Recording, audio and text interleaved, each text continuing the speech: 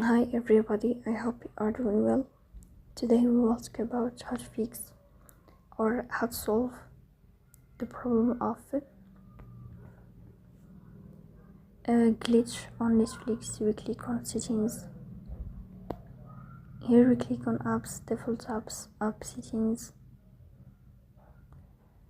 On above we will search about Netflix and we click.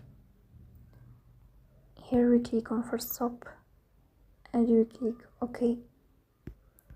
Then we'll enter to storage.